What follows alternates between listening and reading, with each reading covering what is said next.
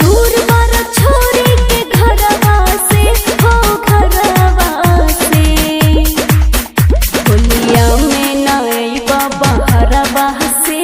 तरंगवा डलाले मुझे घरवा से होलिया में नई बाबा हरवा से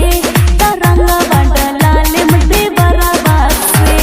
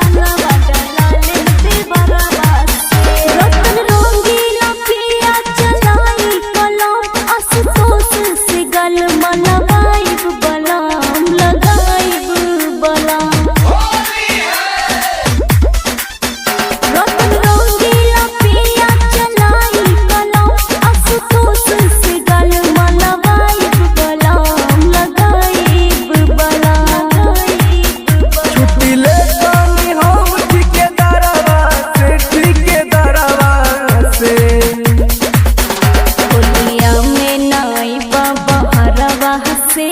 तरंगवा